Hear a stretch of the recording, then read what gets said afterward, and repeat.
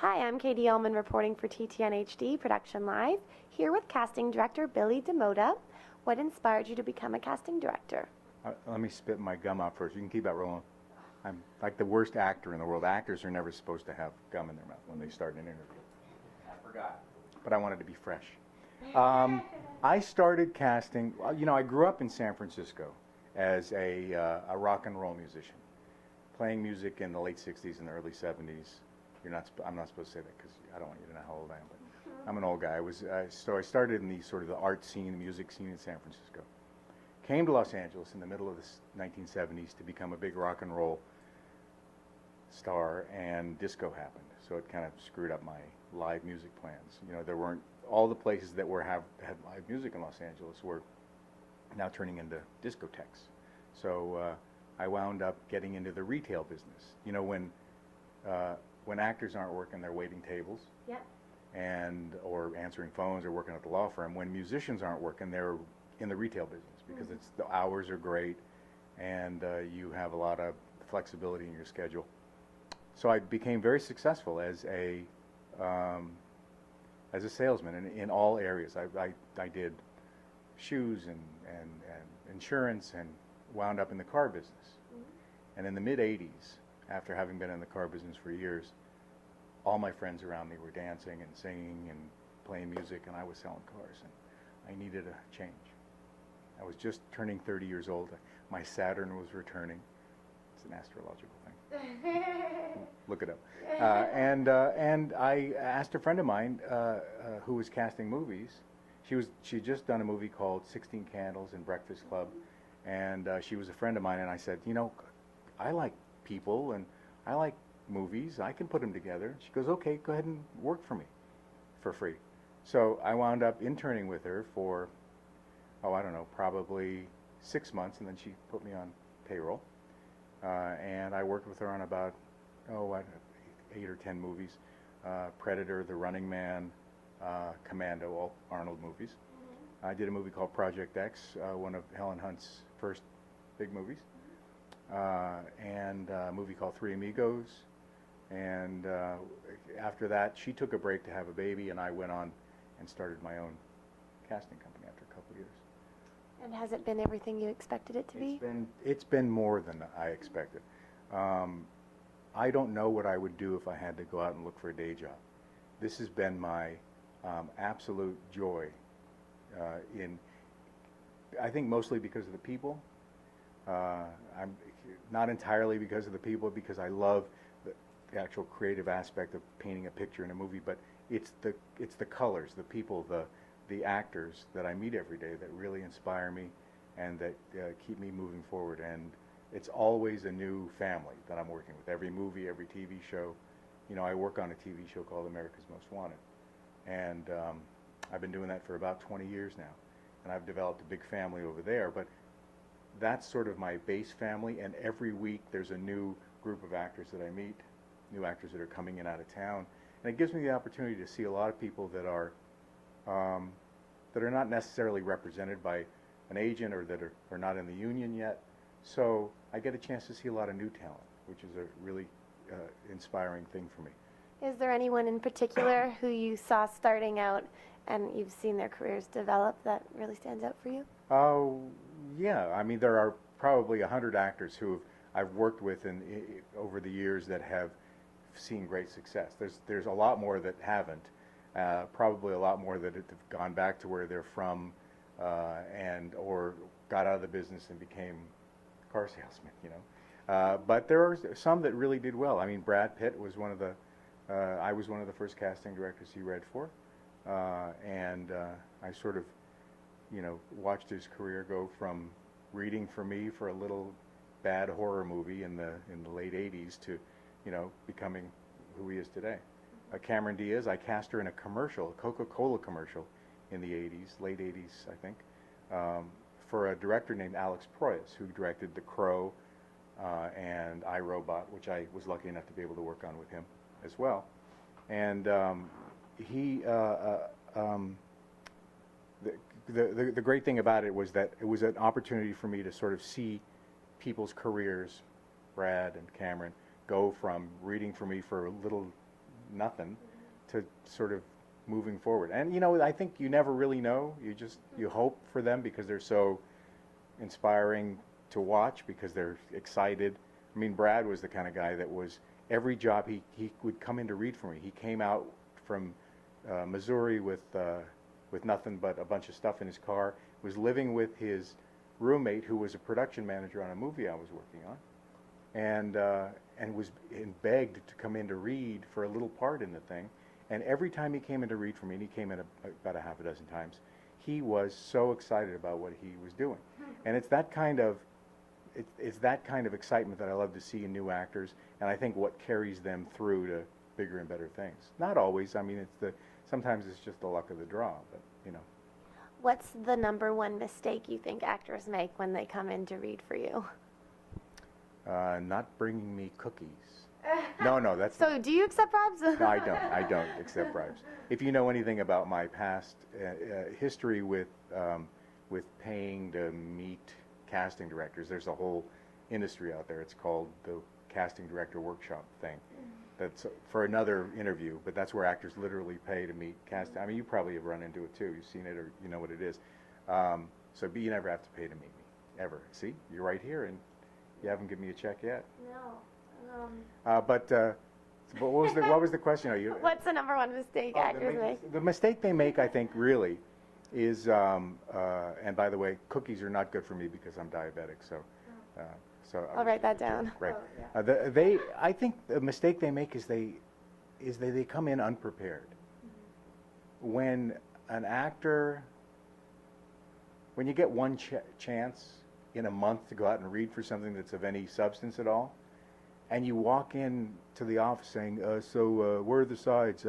I got stuck in traffic and I couldn't pick them up a couple days ago, I mean, there's no excuse for not coming in completely prepared.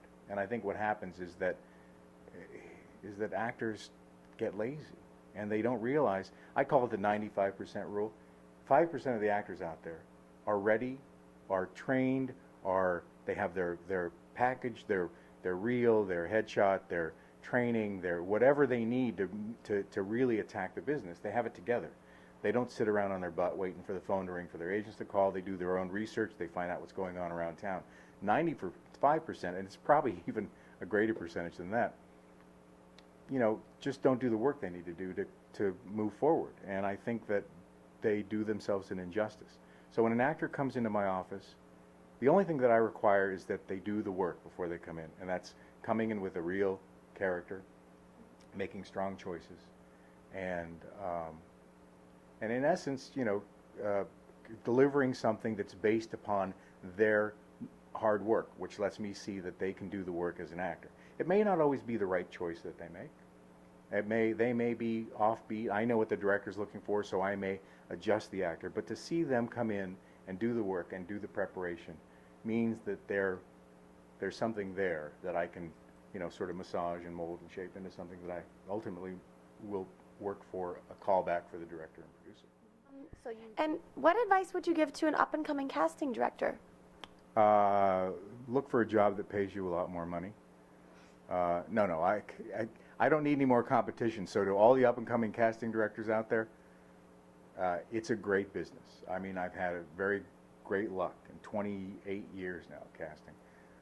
I've been a very blessed guy to have the kind of jobs that I've had, to work with the kind of directors I've been able to work with, to work with the actors I've been able to work with. But the economy is different than it was when I started. And everybody, from a production standpoint, is trying to steal every service they can get, and casting has become one of those services that is so valuable, but is undervalued by the people that are writing the check. The last time a producer will try to cast a movie by themselves is the first time they've tried to cast a movie by themselves, because they need us. And so what I think every producer, what every studio, what every network needs to realize is that we're not just secretaries. We're the ones that help find the best talent that helps them sell their product. So my advice is that if you're going to get in the business, it's a great career. It's a ton of fun. It's a very creative thing, but you have to remember that it's not a $1 million industry, casting like it used to be. It used to be you could literally make, $500,000 a year in casting big studio movies. And now you're lucky if you get paid scale. There's not really a scale for casting directors, but you're lucky if you get paid, a minimum wage nowadays. What is your casting process? How do you select people to bring in and then make a decision? A few different avenues that we go down to look for talent. First of all, we put out a breakdown. The breakdown goes out to all the agents and the managers, and if you know what a breakdown is, that's the job listing for the movie or TV show that we're working on. Once we send that breakdown out, we get tons and tons of submissions. One of these days, I'll show you this side of the breakdown expressed, so you can see how many roles how many actors I get submitted for one role. It's pretty incredible. But I also go through my own personal files, so the people I've met in the past who've booked jobs that I've worked on, or who have read for me in the past, who I really like, who I think are, right for the job I'm working on, or people I've seen in theater, or people I've seen in acting classes. I go to a lot of acting classes. Or people I've seen in general interviews, because I do general interviews where I'll meet an actor face to face, kind of putting a face to the headshot and sort of understanding a little bit more about them. So those people are all in my files. That, along with the people that are submitted or that submit themselves via Actors Access, are the people that I'll consider. Now, what I do is I go through all of those with a fine-tooth comb and pick the ones that are first of all, look right for the job, but as just as important, are qualified actors. I'll take my chance on some people sometimes, because you'll love to discover new people. You love to find that, our perks are when the director says to me, "Where'd you find that guy?" Or "Where did she come from?" Well, I did my work. As a casting director, I was out looking for talent. I was scouting and scouring to make sure that every single role was filled with the best person for that role, the best actor.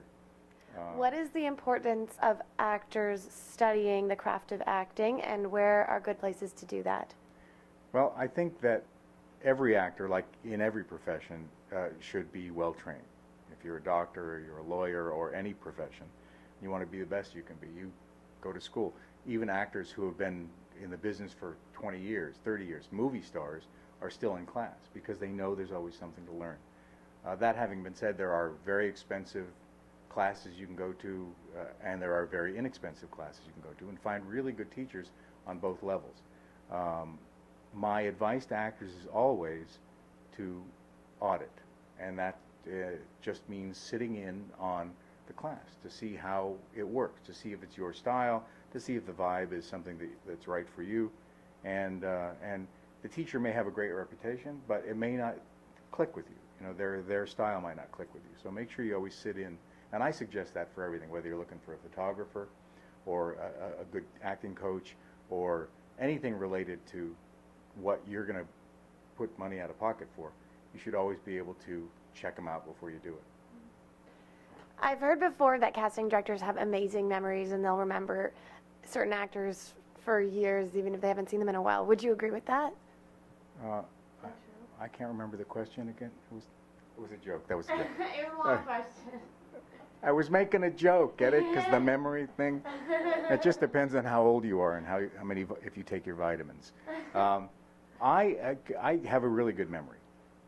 I happen to be, I think, in the norm in the casting business. I think that's part of what makes us good, is that we see somebody in a TV show, or we see somebody that we've met in a reading or an audition years ago, and we think, bing, let's think of that person.